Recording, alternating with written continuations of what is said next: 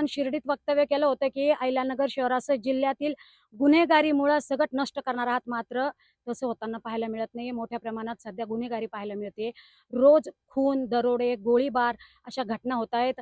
अक्षरशः पोलिसांवर देखील हल्ले होत आहेत। महिला देखील सुरक्षित नाहीये, काय सांगाल? आता गुन्हेगारी प्रमाणाबाहेर वाढली याबाबतीत काही शंका नाही. त्याची सुरुवात आपण शिर्डीपासून केली. शिर्डी पूर्णपणे आता साफ करून टाकले. राहता आता आम्ही राहत्यावर आलो, राहतात साफ होते. टप्प्याटप्प्याने त्याचा एक चढता क्रम असतो. अहिल्यानगर शहर फार विस्तृत आहे, फार मोठं आहे. इथं अजून पूर्णपणे जसं वर्चस्व आपण म्हणतो तसं वर्चस्व अजून आलेलं नाही, माझं व्यक्तिशः. आणि मग वर्चस्वाशिवाय नियंत्रण येत नाही. शिर्डीमध्ये राहत्यामध्ये जनतेच्या माध्यमातून वर्चस्व आलं, जनतेने दिलं आणि मग आपण ते नियंत्रणामध्ये आणू शकतो. आता इथं युतीमध्ये आम्ही आहोत. युतीमध्ये असताना संपूर्ण नियंत्रण माझं नाही आहे शहरावर. तर जे काही करायचं असेल ते आमदारांच्या बरोबर मिळून आम्ही करू. थोडा वेळ लागेल, पण आम्ही मार्ग काढून निश्चित CCTV मधला त्याचा एक भाग होता CCTV लावणं, आणि तो पूर्ण टप्पा झालेला आहे. आता ह्या ज्या वाढत्या गुन्हेगाऱ्या आहेत, जे हल्ले प्रति हल्ले होतात, कुठेतरी यावर निर्बंध घालणं आवश्यक आहे. पण ते गोष्टी करण्यासाठी स्थानिक आमदारांना बरोबर घेतल्याशिवाय ही गोष्ट होऊ शकत नाही. मी एकटा ते करू शकणार नाही. तर आमदारांना बरोबर घेतल्यावर ते गोष्टी होतील. मला वाटतं 1 वर्ष 2 वर्ष आपण द्या. आत्ताशी सत्ता आली आहे.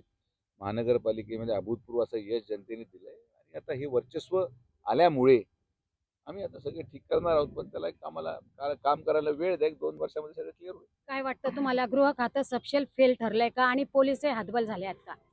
नाही, ग्रह खातं फेल ठरलं असं म्हणता येणार नाही.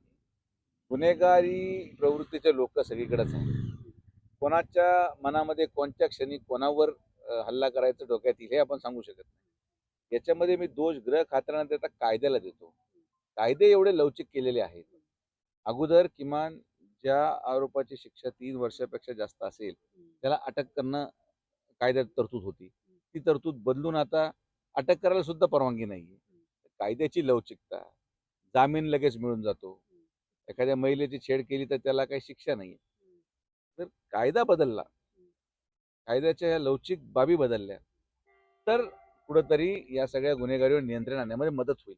गुन्हेगारांच्या मनामध्ये भीती निघण्याचं सगळ्यात मोठं कारण की आज पोलिसांना माहिती आहे की पोलिसांनी जर अटक करायला गेले, कुठलाही कलम जर 8 किंवा 10 वर्ष, मला माहित नाही कोणी वकील असेल तर 8 किंवा 10 वर्षाची शिक्षा असेल तर त्याला अटक करता येते. तुम्हाला फक्त नोटीस द्यावा लागते.